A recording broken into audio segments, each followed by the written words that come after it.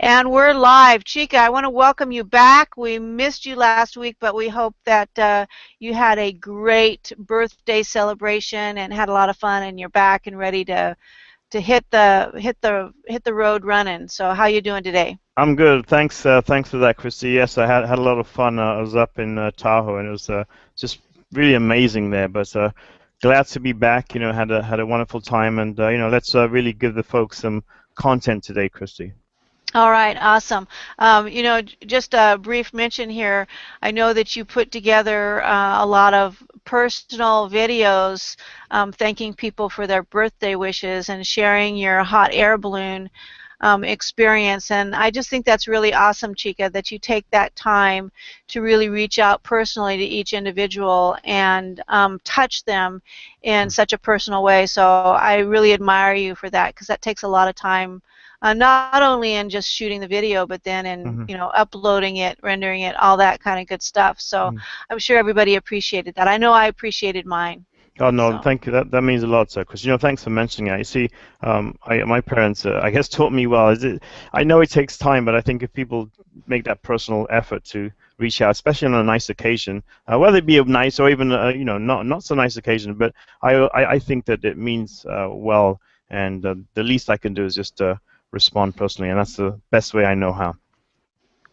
Well, it definitely speaks to your character, and it makes me proud to have partnered up with you here on Chika and Christy Live. So tonight we're going to continue our training that we started last week on soap opera sequencing. And just as a quick sort of update on what that's all about, essentially soap opera sequencing is about an email autoresponder series that engages your list by telling a story. And this story is an ongoing affair. It usually runs a little bit longer than if you're actually promoting something, or if there's something specific that you're trying to do. But the soap opera sequencing is meant to build relationships. It's meant to build trust. And so by creating a story and having it run through a series of emails, keeping your audience engaged and keeping them involved in your story is a very key part of the soap opera sequencing. So tonight we're going to continue on with that, and we're going to talk about some different aspects that build that soap opera sequence. And so specifically we're going to talk about the hook, and we're going to talk about your leverage point, which is a specific part of the hook, and we're going to talk just very, very briefly about product launch sequencing. We're not going to get too in-depth on that because it's not an actual part of your soap opera sequence. It's something that gets added in after you have created that relationship and built that trust. So I'm going to go ahead and share my screen. We're going to bring up a PowerPoint presentation to sort of give you a little connection there in the lessons that we're talking about. And I just need to get that screen open. Just one moment here. So Chika, you weren't here with us last week, so what are your feelings about the soap opera sequence and how they can relate to your business? Well, they say facts sort of tell and stories sell. And we're talking about email marketing here. And when you're dealing with email marketing, remember, it's not this form of marketing video. It's not face-to-face. You're not walking into someone's physical location. You're actually communicating using the pen, if you like, or the keyboard, to type a message, but it's a written word. And you really have to use that to engage your prospects. So unlike if you were there physically where you'd smile or you'd offer a handshake or something like that, you have to do those things but using words. And you go through a series, because obviously what you do first, you meet someone, hi, how are you, you smile, what's your name, my name is this, and so on and so forth.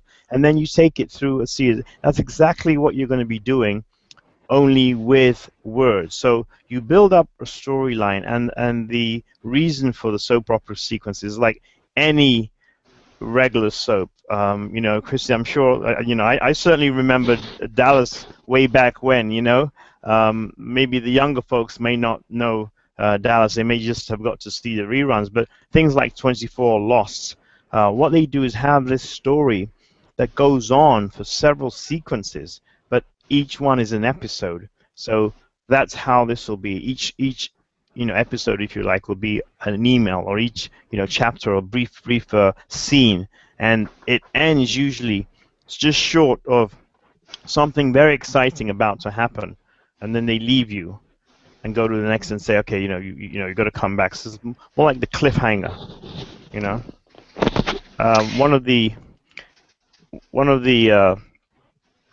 famous examples is JR in Dallas.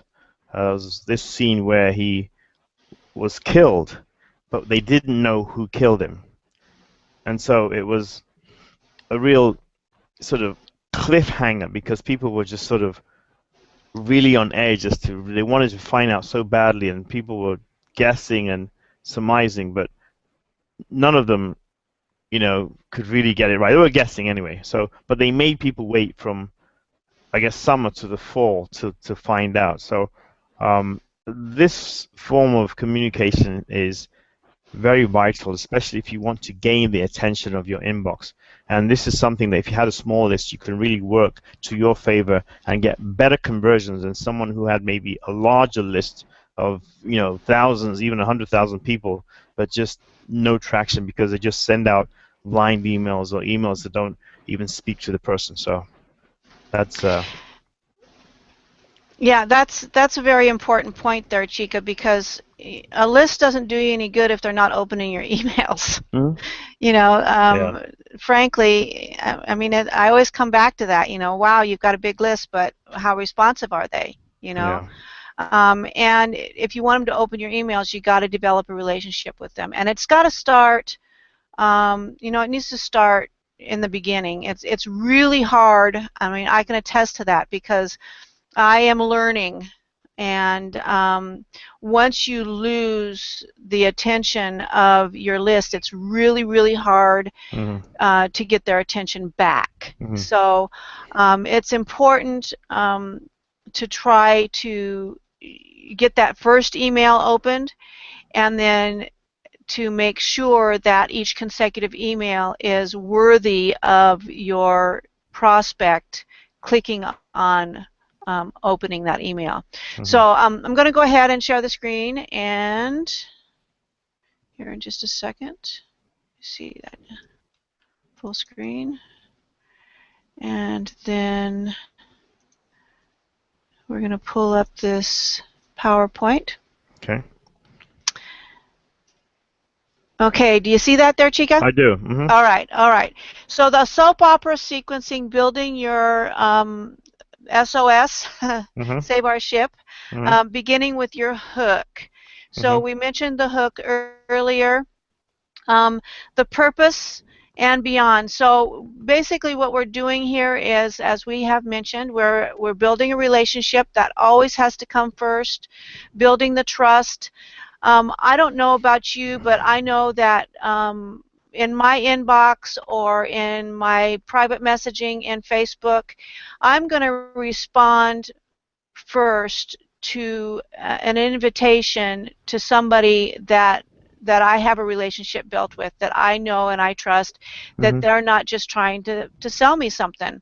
Yep. And so this is the same type of thing that you're trying to accomplish in your soap opera sequence, in building that story about who you are and what you're about, and really building the foundation of integrity, and so that your list knows that you're there for them and not for yourself.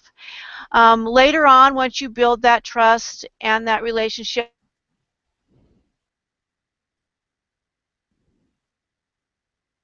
going to obviously involve either an affiliate product, maybe a product of your own, maybe a business offer, an opportunity, something that you are trying to sell your prospect on, but it needs to come from the perspective of that it's in their best interest, that they will benefit, and because you've built the relationship and the trust beforehand, they believe you when you say that. Mm-hmm. And they will buy from you, and they'll buy from you over and over and over again as long as that product or that offer or that opportunity really is a benefit to them. You know, you're going to lose them immediately if you send them to an offer that's crap. Mm-hmm. You know, don't blow the trust out of the water by sending them a piece of junk. Keep it high quality, keep it something that really is going to be of benefit to them. So the product launch sequence runs a lot like the same, like the soap opera sequence, but it's going to be shorter, obviously. You're going to introduce the product. You're going to, give, different benefits and features and stuff, and then you're going to offer the sale, and then you're going to be done with it. So we will go more into that down the road a little bit, and right now we're just going to stick to the soap opera sequence because it's a longer running sequence. It has a lot more to build into it. So with your soap opera sequence, there are a couple of pieces that need to go into it, and the first thing is going to be your leverage point. That is going to be the core of whatever your story is about. It's gonna draw the initial attention. It's gonna cause the immediate curiosity. That's gonna create the interest in what your story is all about. Mm-hmm. And then that leads into your hook. Now your hook is what really draws them in. It's what really, the leverage point is what causes the first click. They're going to take a look at what it's all about, and if the hook is good enough, they're going to stay for the rest of the story. So you build your hook around an idea, and you can either focus in on the weaknesses. If you're talking about your own particular story, then you might focus in on the struggles, the pitfalls, the areas that you failed, that type of thing. And then you provide the solution, whatever it was that you were able to overcome, how you overcame those struggles, how you learned from the failures. Or you can take a look at the strengths of whatever your story is. You can skip right to the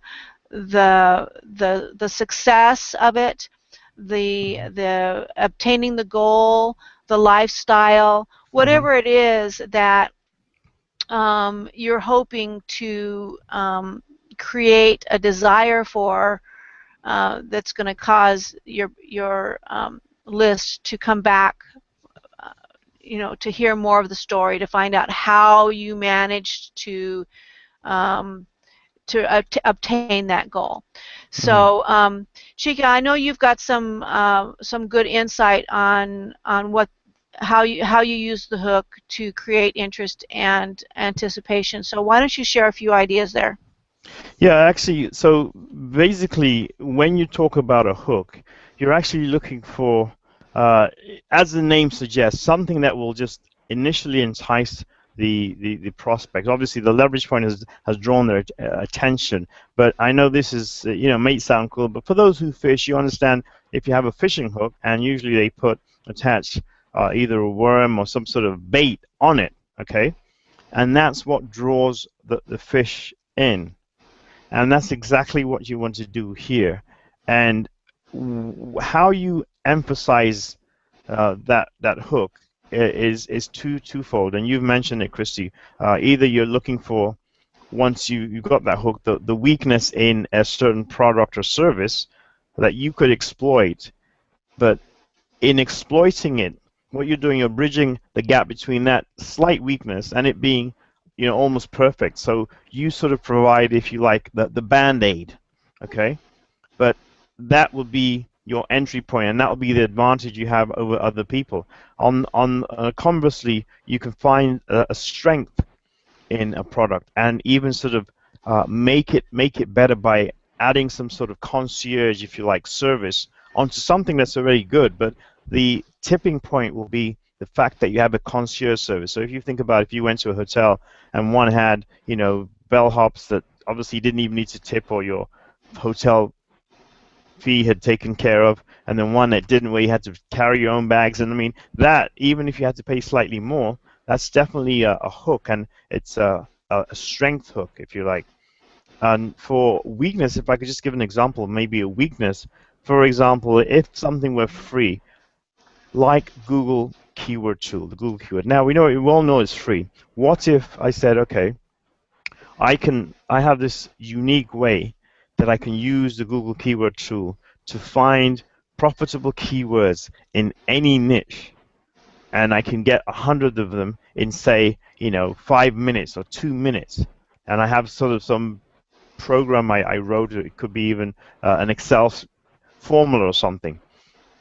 And the thing about it is, everyone is competing against themselves, but I have this edge that will make you even faster. So while other people are sort of, typing away and waiting for the results to come back manually, you just have this program. You put in uh, your variables, and then it gives you the results, and you move on. So that's an idea. That's a good example of a weakness, and that's how you draw people in, and then you show them the value that you have. You show them something that you have that's different. I mean, as I think it was, I'm not sure if it's Michael Gerber, but they were talking about some of the differences in that, not so much preeminence, but more standing apart. I mean, either you have to be different, you be contrarian. Everyone's doing this. You zig, everyone zags. You have a strong point of view, or you just take an opposite stand, to what everyone else is doing, but you add value to what is already good, in the case of the strength hook. So those are some of the ways to really look at good examples of the hook, and really why it's used, and some analogies there. I hope that sheds some light there, Christy. Yes, Chika, one of the things that I really appreciate about you is that you have a unique perspective, and you're able to share that perspective with examples that the everyday person can relate to. One of the reasons why I think we do these trainings is because there's a lot of people out there that don't have the experience under their belt where they can relate to some of the mumbo jumbo that the gurus use, and you really bring it down to the reality level. So I really appreciate that about you. Oh, you're welcome. Yeah, the hook is definitely, there's a lot of different ways that you can use it, and the main thing that you want to remember is that each email needs to have these points in them. They need to Mm-hmm. have that little bit of a leverage point. They need to have that hook, and then you need to leave them wanting more. Mm-hmm. So the hook is where you add value. Chika was talking about that just a few moments ago. It gives you the edge. When you introduce something that you've taken the time and effort to go out and find and explore and learn enough about it that you can give a valuable insight into it, then people are going to appreciate that. They don't just appreciate the actual item that you're sharing, whether it's a product or an opportunity, but they're going to appreciate the time and effort that you went in to do the legwork for them, because most people tend to get a little overwhelmed, and they get they're sort of especially if they've been burned a few times, they aren't willing to dig deep enough to find information that they can trust. And so that really is why you are so important to so many of these prospects, because in building your relationship with them and in building that trust, then they don't have to risk being burned by another company. As long as you work in integrity and you're sharing quality products, opportunities, you will have a list forever that will come back to you over and over and over again and will respond to everything that you offer them. You know, and so the main thing, keep your story engaging, keep them coming back, and just remember that you don't want to be typical. You don't want to be average. The average marketer is lazy and boring and one-dimensional. You want to really find ways to stick out, Mm-hmm. to be different, just like Chika does with his video marketing, where he's really, and we're going to be getting into video marketing after we finish with the email marketing probably, and Chika has a lot of really gold nuggets in that respect, because he really believes in reaching out and doing things differently. And so you can really use the soap opera sequencing to shine a light on yourself, to be different, not just look different and sound different, but to actually be different, because there's not a lot of people out there in the marketing world that will take the time Mm-hmm. to create a story, build the story, and create the hooks and the suspense and the curiosity. That does take a talent, but Mm-hmm. it's a skill that can be learned if you take the time to learn it. And I think that's where a lot of the marketers just really fall short, because they're so busy trying to get the leads and trying to build the list, but then they don't take the time to cultivate that list and to build that relationship. And that's where they lose out, because Mm-hmm. and it hurts the whole industry. That's what really is disturbing to me, is because it hurts the whole industry. I had a post on Facebook this morning from somebody who was talking about the latest thing that was being promoted. Mm-hmm. And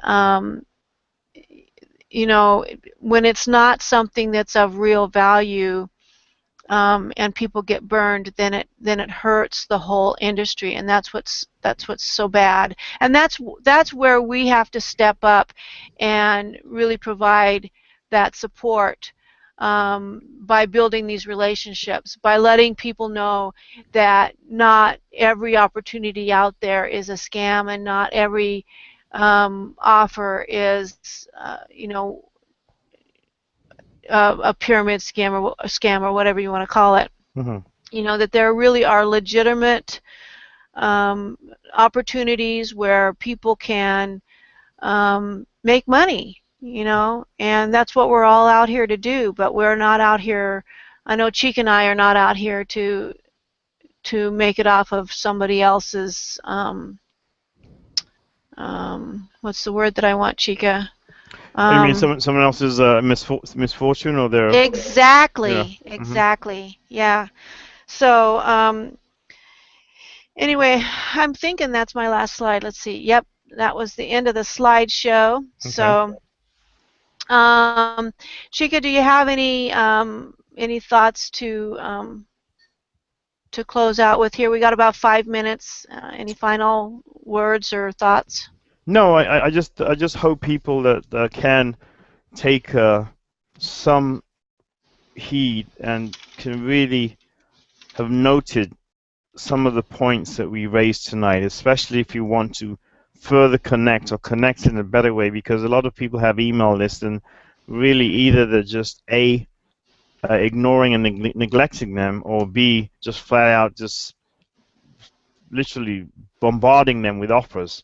So we really have to stand apart. And a good example I like to give is, if you're an affiliate, say for anything, whether it be a product or service, and they have what they call a email swipe copies. You mentioned in your slide that marketers are lazy. The average or the majority of the people would just take that swipe copy, other than change the links and the name, it would go out like that. Now, there's some people who could take that and say, well, you know what? Well, I have this framework for building my own story, right? Or I'll use my own story. And those are the people who will do much better, because everyone else is going to get that same email copy, right? That somebody wrote. So that's where you step in, and that's where you make the difference. It's a bit of hard work initially, but it pays off. It's just like the steamroller effect. If you've ever pushed one of those manual steamrollers, initially the initial inertia to get it going takes a bit, but once you've got it going, and that's just like with this, as Les Brown said, if you do the hard things in life, your life will be easy. Now, this is the hard thing to do. The easy thing to do is just to send it out like that. So that's the difference between really connecting with your audience and making the difference, and finding that hook, exploiting the weakness, and really just latching onto the strengths. That's how you make the difference, and that's how you win the battle for their inbox, their attention. Because as we know, email deliverability and retention rates are dwindling, because there's so many other mediums now. So you'll only stand out if you do these things. So that's what I have to say, Christy. All right. One of the things that you just mentioned about the email swipes, Mm-hmm. when I was first starting out, and I still do this Mm-hmm. occasionally, there are leaders in the industry that if you get on their email list, Yeah. and I do this, Mm-hmm. I'll follow somebody for a while Mm-hmm. and sort of watch what they're doing. Mm-hmm. I watch their email subject lines, and I Mm-hmm. watch, how often they email and what types Mm-hmm. of things they email about. And Mm-hmm. when I come across somebody that really gets my attention, Mm-hmm. then I will start studying them deeper. Gotcha. And especially when you're new and starting out and you have no idea what we're talking about. Mm-hmm. You don't even know that you have a story. Mm-hmm. Okay? Everybody has a story. Oh yeah. Okay?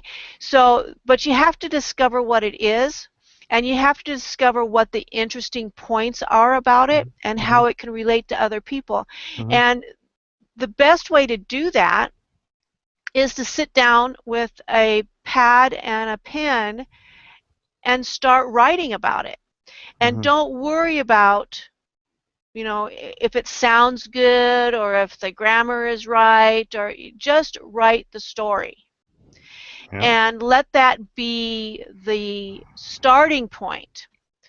You know, Once you get the core story down, then you go to the beginning of the story and you look deeper into your past. Where does that story really start? Mm-hmm. Okay, I started this story here, but where does it really start? Can you go deeper? Can you share more about that? Mm-hmm. And then you go to the other end, to the end of the story, and say, now, is that really the end of the story? Or is there more to it? Good. Yeah. Okay, and then it's a process of taking that story and sort of breaking it up into your sequence, Mm-hmm. and then you start looking at the individual sequences and you start thinking about how can you embellish. You still want the story to be true at the core of it, but become a story writer and embellish it, make it exciting, or make it tragic, or make it something more than it is, so that it's interesting to read.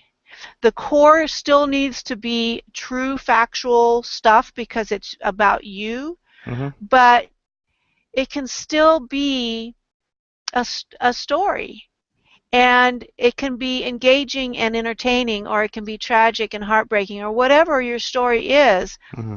and just take that and create your soap opera sequence, and use if you find somebody that you resonate with, and you go, wow, I really like this guy's subject lines or whatever, you can use the subject lines and adapt them to your story. What is it about that subject line that really captivates me? What is it that really makes me want to open? What is the quality? It isn't usually, sometimes it's the words. Usually if it's the words, it's something that can be adapted to anything. Usually though, it's a quality about it that attracts you, and if you can tune into that and adapt it to whatever your story is, then you've got a hit. Yep. And it's something that you can go back to, and it doesn't have to be perfect the first time. Once you get it all done, go back. But the thing is to do it and to get it out there, and if it's real, nobody is going to have a problem with it. I don't think it's going to hurt your credibility if it's not perfect, as long as it's real, as long as it's honest, as long as it comes from your integrity and a pure motivation to really help. And if somebody does have a problem with it, then you probably don't want them on your list anyway. No. Not everybody is for you. Not everybody belongs on your list, and you have to understand that. You are going to have people that are going to just be jerks, or they're going to unsubscribe for whatever reason, and that's okay. You want those people to go away. Yeah. You want the people who are going to resonate with you, who are going to pick up their side of the relationship and carry it. You don't, you start it and you build the foundation, but they have their own part to do, and if they're not willing to do that, then you don't want them on your list. Right? No. Am I right, Chika? What do you think? Yeah, no, there's no need. Obviously, you're doing this because you are trying to reach out to those people that obviously know what value you have. Those that don't, then you don't need them. So. Yeah. So, well, we're out of time, Chika, and I know we both have commitments after this that we want to get to. So, I just want to thank you very much for being here. No, thanks. I appreciate your input, and I hope that everyone listening got a lot of value out of today's training. And I'm sorry, I don't know specifically what next week is going to be. It will be a continuation of the soap opera sequence. This is by no means the end. It just keeps going here. So make sure you come back next week, and we'll take the next step into how we put together this this SOS. And I want to thank everybody for coming, and have a great night. And this is Chika and Christy signing off. Bye, until folks. Next week. Bye-bye. All right, bye.